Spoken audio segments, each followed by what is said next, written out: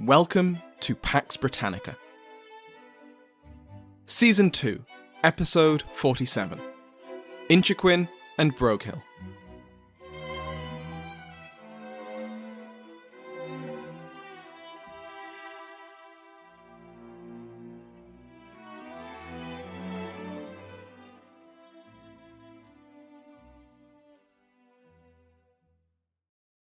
Welcome back to Pax Britannica. I'm your host, Samuel Hume.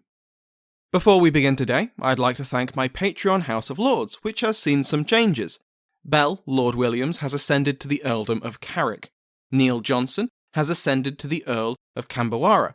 They have been joined by the Earl of Ross, Hunter O'Malley, Lawrence, Earl of Kintore, Aaron, Baron Seltzer, Michael, Baron Seymour, Eliza, Lady Schultz, and Baron Bryn. Like all other patrons, they can now listen to this and every other episode ad-free. Go to patreon.com/PaxBritannica to find out more. Before we begin, sorry for the delay in this episode. It's been a very busy month, combined with illness in the family, and then capped off with me getting a cold that made me lose my voice, which is tricky for podcasting, and you might still be able to hear it. Thank you to everyone for your patience.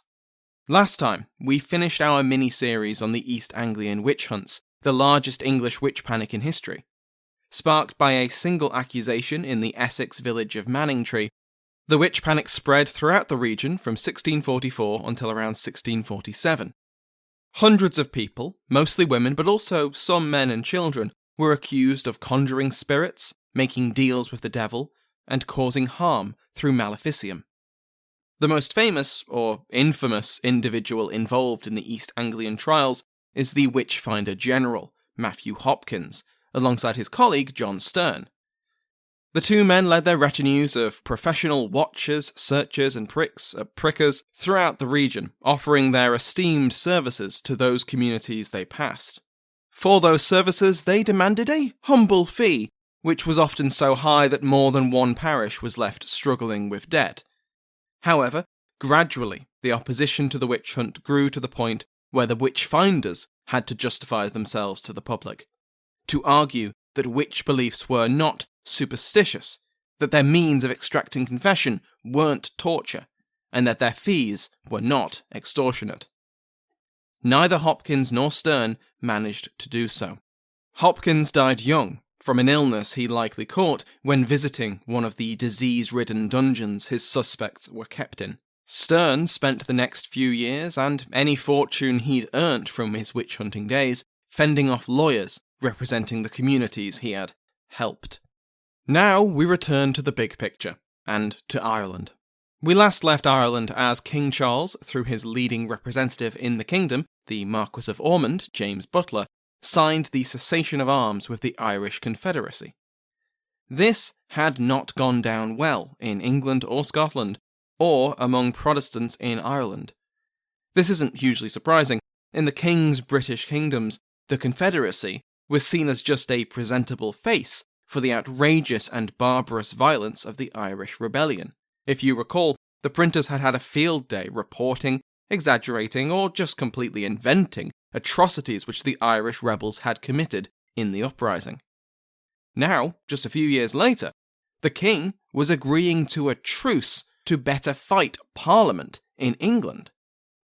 Even for English royalists, the cessation left a bad taste in their mouths, even before they considered the political repercussions of signing a truce with the Confederates. We've already covered the benefits and costs of the cessation to the king's cause in England. But to sum it up, he paid a very high political price for a very low return, with only a few thousand soldiers returning from Ireland to fight for him, with many of those being killed in battle, deserting, or defecting to Parliament's armies. In Ireland, it split the Protestant side. Ormond remained, in theory, the commander-in-chief for all Protestant forces, which included the Scottish Covenanters in Ulster, commanded by Monroe. But that had always been a very tenuous chain of command, and the cessation, and then the Solemn League and Covenant, shattered that convenient lie. The war between the Confederates and the Covenanters continued. But the cessation brought other divisions within the Protestant side to the fore, most notably in Munster. Here, in July 1644, Lord Inchiquin published a unanimous declaration, which announced his defection from the royalist cause to that of Parliament. The declaration explained that this desertion from the King's banner was due to Charles having agreed not to make peace with the Irish rebels without Parliament's approval. This was part of the Adventurers Act of 1642, passed by Parliament after Charles fled London, but which he had given royal assent to. Because if there was one thing both King and Parliament could agree on, even as they geared up for civil war, was that the Irish rebellion had to be crushed. But now, here was Charles going back on his word, in order to better focus on fighting his own Protestant subjects. It was an appalling betrayal. Inchiquin made sure to send copies of his declaration to the King, to the English Parliament, and to the Committee of Both Kingdoms, as well as to Ormond himself. A week after his defection, and in a coordinated action, cities under Inchiquin's control throughout Munster expelled their Catholic citizenry to prevent any treachery, now that they had rejected the cessation. But all was not well in Inchiquin's outpost of parliamentary Protestantism, and here we have to get stuck into the deeply complex and interconnected world of Irish dynastic politics. The first family we need to know are the Boyles. We've met the Boyles before. They were a New English family who rose to prominence on the efforts of Richard Boyle, who was made the first Earl of Cork in 1620. This was the Earl of Cork who Lord Deputy Strafford tried to humble as best he could, such as when he famously had the Earl remove the tomb of his late wife from Dublin Cathedral. The first Earl of Cork would die in 1643, on the same day the cessation was signed, leaving his eldest surviving son, also called Richard, as the second Earl of Cork. The new Earl of Cork travelled to Oxford to meet with the king, and to campaign to prevent Lord Inchiquin being named as the President of Munster over the winter of 1643-44. Inchiquin was the primary rival of the Boyle family in the province, and Cork was following in his father's footsteps, even if the kingdoms were stricken by civil war. But another Boyle child was Lord Broghill, who was one of Inchiquin's most important subordinates. He followed Inchiquin into defecting from the king, and was governor of one of the cities which had expelled Catholics. So, what's going on here? Why is one brother sticking with the king against his family's chief rival, while another brother turns against the king alongside that same rival? And the answer is, unsurprisingly, complicated. Partly, Broghill was motivated by the cessation. Aside from any moral concerns with making peace with Catholic rebels, Broghill saw the cessation as damaging the Protestant position in Ireland. Their garrisons were to be shipped back to England to fight and die in the king's wars against other Protestants. This had been the main point of the cessation, after all, but it meant that the Confederacy further secured their position at the expense of the Protestant English. Again, not counting the Covenanters in Ulster, who never agreed to the cessation and where the war kept going. This was quite a common perspective, as we've seen, and especially common amongst Irish Protestants. The other major reason for Broghill standing by Inchiquin, the enemy of the Boyles, was that remaining with the king meant standing alongside the Marquis of Ormond, who was another enemy of the Boyles. Worse, Ormond was deeply connected to the Confederacy through familial ties. Patrons of the rank of Earl and higher received a bonus episode covering Ormond's early life. While Ormond was himself a Protestant, many of his family members were not, and he counted among his relatives the Viscounts Muskerry and Mountgarrett, both of whom were leading members of the Confederacy.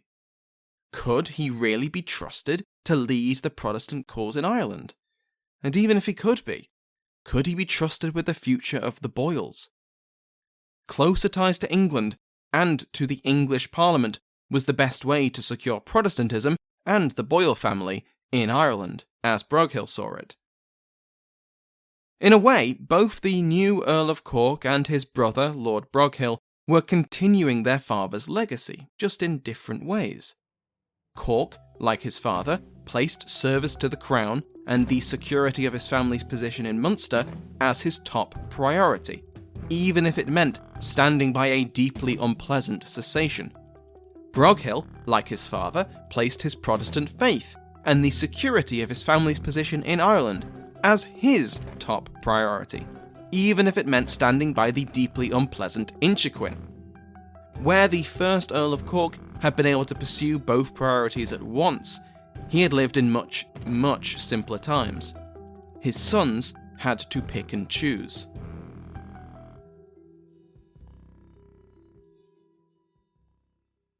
Ben, we're on someone else's podcast. Let's not intrude too much. You've got 30 seconds to tell this wonderful listenership about the conference. Shoot. Oh, okay. Intelligent Speech is back. Again, it's a conference that brings together your favorite educational podcasters with their fans in an intense one-day online extravaganza. It's all happening online on June 25th, starting at 10 a.m. Eastern Standard Time. Between the 3 keynotes and the 42 individual sessions and roundtables, it's a 3-ring circus of online content. Wow, what are they going to be speaking about? Our theme this year is crossings of one form or another. Very arty, very chic.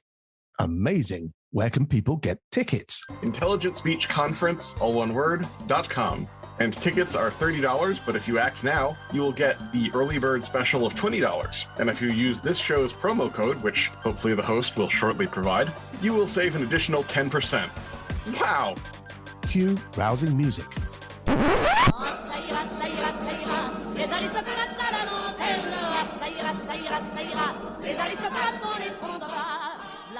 Use code AGORA to get 10% off tickets.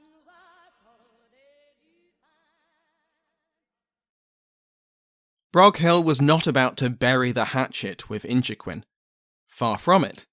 He was playing the game. Broghill travelled to London to meet with the Irish subcommittee, who were meant to be orchestrating the parliamentary war in Ireland, as well as the Committee for Both Kingdoms over the winter of 1644-45. When he returned in January, he brought with him parliamentary approval for Inchiquin to become the new President of Munster, and for Broghill to become the General of Horse for the province. Again, we might wonder at this. The Boyles had been angling for the presidency of Munster for years, and here was Broghill handing it on a plate to the family's chief rival. But this was, as Patrick Little puts it in his brilliant monograph on Broghill, merely a temporary expedient. By securing the presidency for Inchiquin, Broghill also secured his own position, and had Parliament's approval for it. He'd made new allies in London and strengthened his connections with the old ones. He was prepared for any dispute with his superior, which is convenient, because when Broghill had left for London, the two men had already begun to fall out. Little highlights 3 major points of division between them.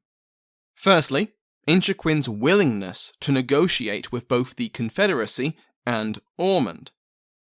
Just 2 months after his unanimous declaration, Inchiquin was angling to be included in the next Cessation of Arms when the truce came up for renewal that year.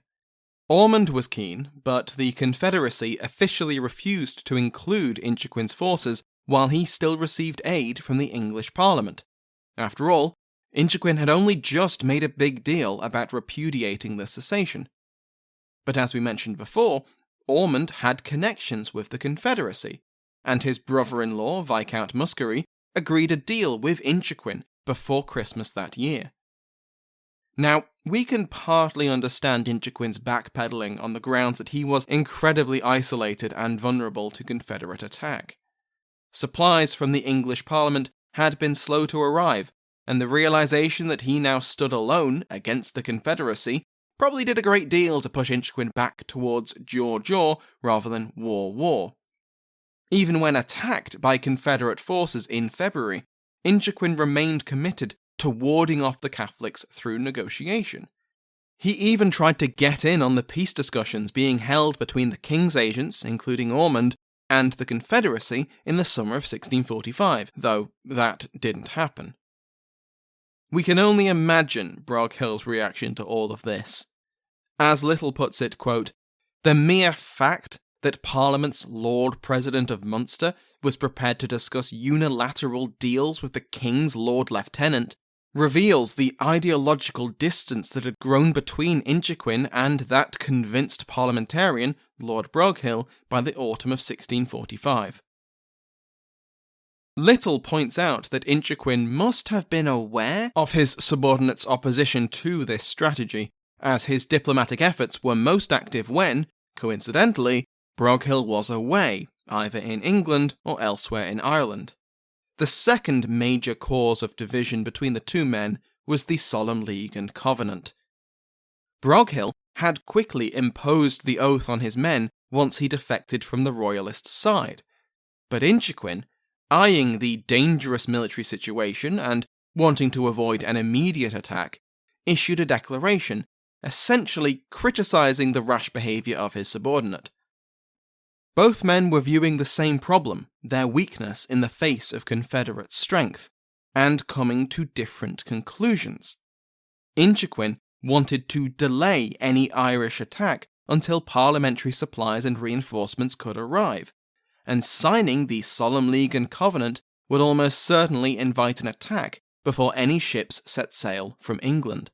Broghill, likewise, wanted parliamentary support, but he realised that support would not be forthcoming until the former Royalists nailed their colours to the mast by signing the Solemn League and Covenant.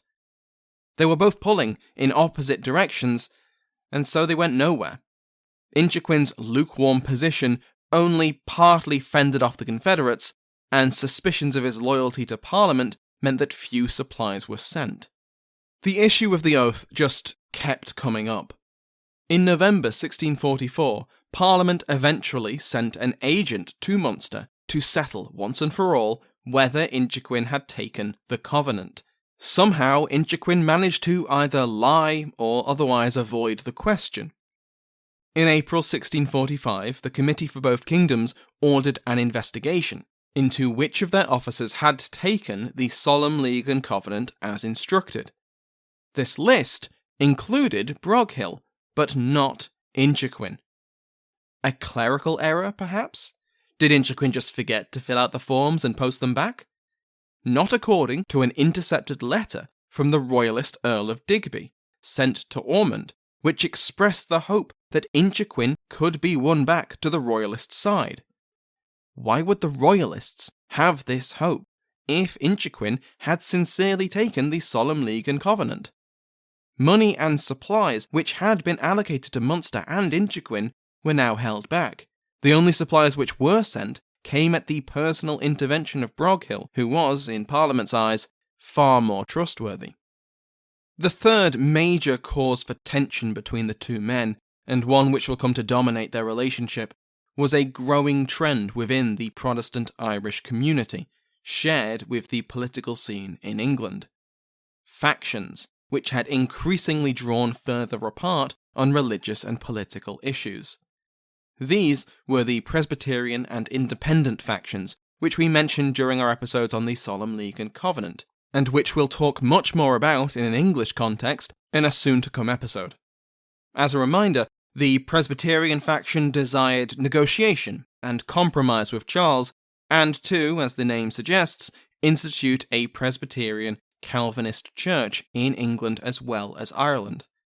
The Independents were much more determined to see the king defeated, not negotiated with, defeated on the field of battle, and to produce a religious settlement which allowed for freedom of worship for most Protestants. As always, these priorities aren't set in stone or applied evenly, but they're helpful for understanding the complicated politics of revolutionary England. These factions related differently with Ireland. The Presbyterian desire for a compromise peace would include the Ormondists in Ireland, those Protestants who allied with the Lord Deputy, as well as the Scottish Covenanter forces in Ulster. The Earl of Essex, Parliament's commander-in-chief, for now, was counted among the Presbyterian faction. Essex's half-brother was the Earl of Clanrickard, a Catholic and an ally of Ormond. So naturally, Inchiquin found support from the Presbyterian faction. The independents took a very hard line on the Irish issue, and through their dominance of the Committee for Both Kingdoms, they exerted their influence over the Irish Affairs Subcommittee. The independents wanted Ormond gone. They despised the cessation, and they favoured a very harsh policy against Irish Catholics. So naturally, Broghill found himself aligned with these independents.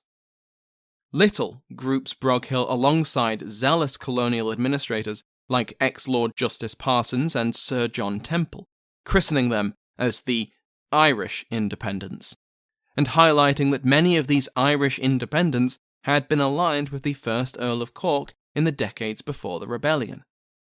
Their aims remained much the same now as they did then. They desired the reformation and civilization of the native Irish through extensive plantation, and they opposed Ormond and the Butlers. The English independents were also very concerned about Scottish influence over English affairs, and they absolutely included Ireland as an English affair. While initially supportive of the Covenanter invasion in Ulster on a purely military level, they were wary of allowing the Scots too much of a say in both the prosecution of the war in both England and Ireland and the eventual peace with the king. After the signing of the Solemn League and Covenant and the dramatic involvement of the Covenanter Scots in the English war, the Scots' influence slowly began to fizzle out. Partly this was due to events we've already covered. Montrose's Year of Victories not only humiliated the Covenanter regime and cast doubts on their military strength, but it hampered the Scottish army in England, which didn't want to campaign too far south in case they needed to suppress Montrose in Scotland. We'll cover the other factors in much more detail when we return to finish the First English Civil War, but for our purposes right now, the independents were keen to reduce any bargaining power the Scots might wield at the negotiating table, and that meant reducing the reliance of Irish Protestants on Monro and his Covenanter army. Now we can better understand the factions within the broader Protestant side of the Irish Confederate Wars, and the delicate political networks which defined them. The Marquess of Ormond, holding Dublin, headed an increasingly shaky coalition of Protestant royalists who aimed to secure Protestantism and the king's authority in Ireland, but were open to compromise with the Catholic Confederation, and counted Catholics among their number. To their north, Robert Monro commanded the Covenanter army sent from Scotland on the outbreak of the rebellion. Now reduced in size from casualties and from transfers back to Britain, it was still a serious threat, but it suffered from the Presbyterians, Independents and Covenanters jockeying for position and influence in Britain. In the south, Lord Inchiquin's defection complicated matters even further. He could count on the Presbyterian faction in London for support, but their influence was on the wane, and his willingness to negotiate with both the Confederates and Ormond, and his resistance to signing the Solemn League and Covenant, made him suspect. His subordinate, Lord Broghill, saw things much more black and white.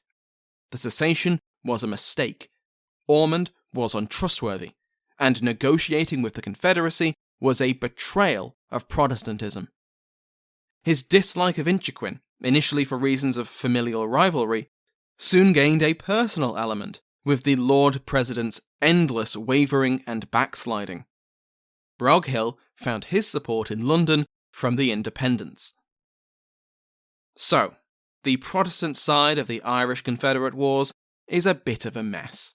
Hopefully we can view the Confederate side as one big happy family. A nice and simple, clear-cut and unified administration, all moving in the same way for the same goals? Now, why ever would you think that? Thank you to my House of Lords, including but not limited to the King's favourite, Frederick, Sue Bremner, Duchess of Wellington, Liam Hunter, the Marquis of Coventry, and Mark Petrie, the Earl of Mansfield. Remember that every patron, regardless of rank, receives an RSS feed, which you can put in any podcast app to listen to the podcast ad-free. Thank you to everyone who has supported me on Patreon or donated through PayPal, left a review, or told a friend about the podcast. These are the best way to support the podcast, support me, and to help the podcast grow. Thank you to Sounds Like an Earful for the interval music used in today's episode, to my entire House of Lords, and to you for listening. Use code AGORA to get 10% off tickets.